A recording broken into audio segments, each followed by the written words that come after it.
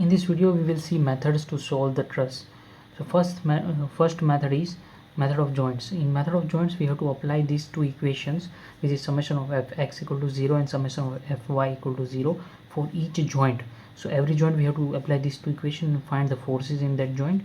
And first of all, before applying this equation, we have to find the reaction forces.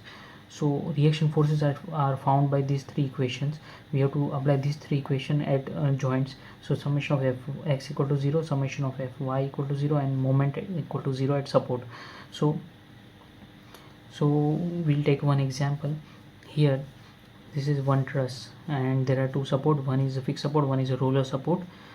Each member is of 1 meter length and are oriented at 60-degree angle. So here, if I remove this support, I get a fixed support, I get two reaction, horizontal reaction and vertical reaction.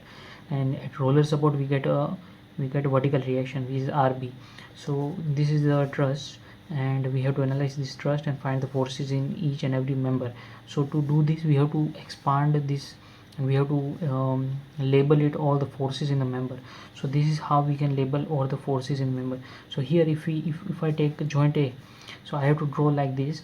I have to show the forces in away from the joint for each the member. So these forces are tensile in nature, because it is stretching joint, means it is pulling the joint. If the load comes negative, then this value will come as negative. But if you arrange it in this manner, then all the loads, if it comes positive, then the member will be in tension, because the member is pulling the joint away. So of course the member should be in tension. So now for joint A, if I draw these two forces, which is FAD, A to D, and FA to C, so we get two forces at 60 degree, and we have two reaction, which is RV and RH. Similarly, if we take any of the point, let's say point C, then C point is connected by four members. So at C points we can have four forces. So FAC will act on this side also, which will be similarly acting on joint C also. So I have commonly shown it here.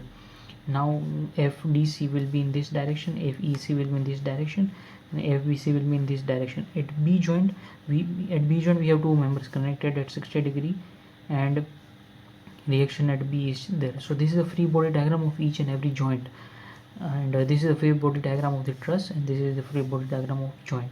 Now we have to apply this equation. So it is very simple to apply these equations. So first step is to find the reaction, these three reaction.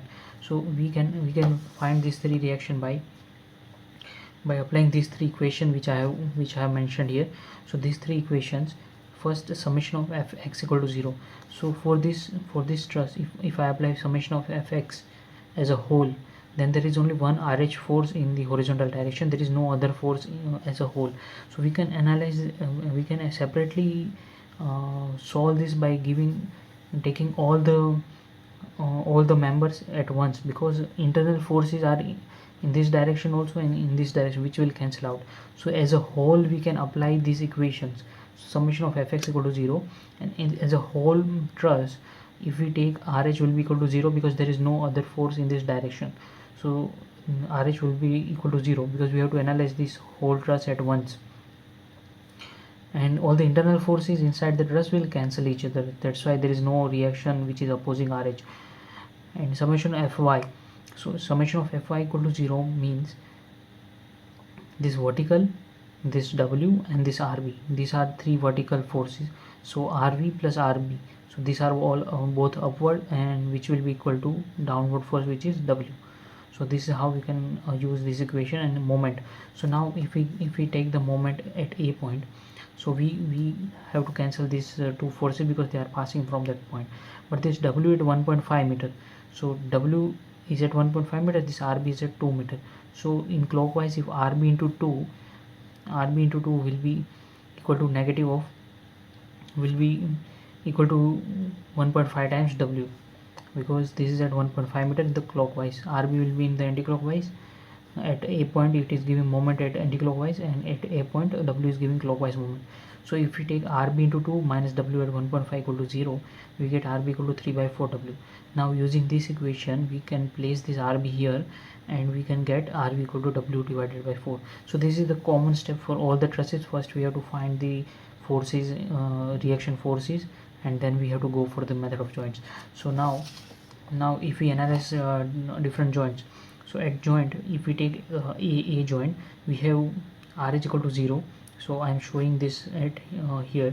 So R equal to W divided by 4, which you get from here. Now we have two unknown forces, R FAD and FAC, which is at 60 degree. So first we apply summation of Fy equal to 0, because we are having the value of this force. So RV is vertical plus the vertical component of this force, FAD, will be FAD sine 60. So vertical will be sine 60 because of this is 60 degree. So this is how this can be equal to 0, and RV is equal to W divided by 4 plus FAD into sine 60 is root 3 divided by 2. So FAD will comes out as minus of W divided by 2 root 3. Minus means the FAD will be in compressive in nature. If it comes out as positive, then it will be tensile, because we have shown here away from the joint means the member is pulling the joint towards it. So there will be tension in the member. So this comes out as negative, so it is compressive in nature. Now if we apply summation of Fx equal to 0, then here at joint A we have FAC and we have component of FAD. So FAD in horizontal direction is FAD cos 60 plus FAC is in horizontal direction. So this we took as positive, so FAD cos 60 plus FAC will be equal to 0. So FAD value we have gotten here, and which is negative of W divided by 2 root 3 into cos 60 is 1 by 2 plus FAC equal to 0. So now from here if we make subject FAC, then we get W divided by 4 root 3. So FAC will be in tension.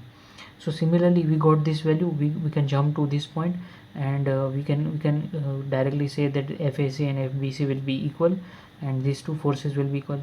We can find FAD we can get other values also.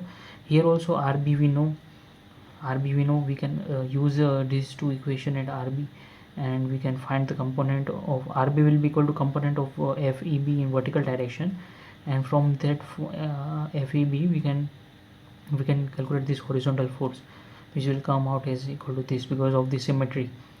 So this is how we can analyze all the joints, and if in particular exam, if one force is asked, we have to move accordingly from point to point, and this method is a little bit lengthy.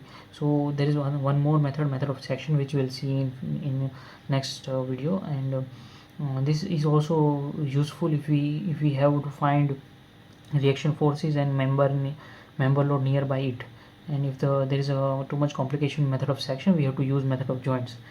So this is how we can apply this. See you in the next video, and thank you for watching this video. Do subscribe the channel and also share to those who are preparing for GATE 2025. Thank you guys.